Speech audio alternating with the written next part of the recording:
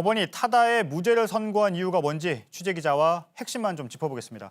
법조팀의 최윤경 기자가 나와 있습니다. 최 기자, 타다가 합법이라고 판단한 구체적인 이유가 뭡니까? 네, 타다 논쟁은 타다가 불법 콜택시냐, 렌터카냐에서 시작을 했는데요. 재판부는 초단기, 승합차, 렌트 서비스라면서 타다의 손을 들어줬습니다. 이용자가 앱을 통해서 자신이 원하는 시간에 승합차를 빌리는 계약을 했다는 겁니다. 재판부는 모바일 플랫폼에서 쏘카와 타다 이용자 간의 임대차 계약을 맺은 것이라고 못 박았습니다. 네, 그런데 검찰은 타다 이용자들이 콜택시를 탔다고 생각을 하지 승합차를 빌렸다고 생각하지 않는다. 네. 이런 주장을 했는데 이 부분에 대해서는 어떻게 판단했습니까? 승객이 어떻게 생각하는지는 아무 상관이 없다고 했습니다. 예. 역외군송법이 허용하는 범위 내에서 임대차 계약을 맺었기 때문에 합법이라고 본 겁니다.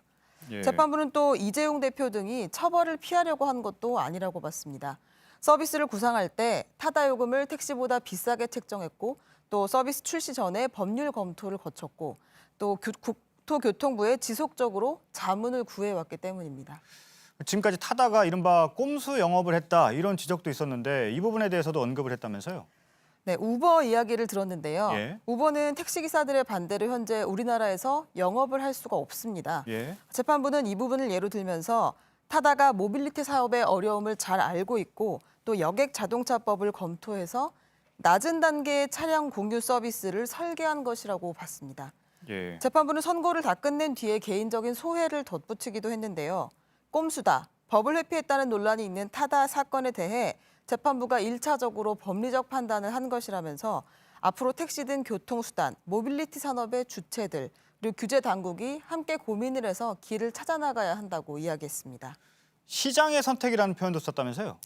네, 재판부는 선고 말미에 택시보다 비싼 요금을 내면서도 타다 이용자들이 점점 늘어나는 건 시장의 선택이라고 얘기를 했습니다. 네. 택시업계 반응은 어떻습니까? 네, 택시기사들의 목소리를 먼저 들어보시죠. 예. 근데 영업을 하면 그것도 영업을 렌트카라는 빌려서 타는 기잖아요. 예. 예. 그 영업을 하면 안 되잖아. 네네. 그 불법이 아니에요?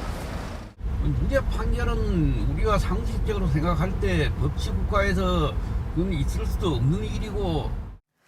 택시업계는 오늘 판결을 두고 역외운송시장을 무법지대로 만든 판결이라고 거세게 비판을 했습니다.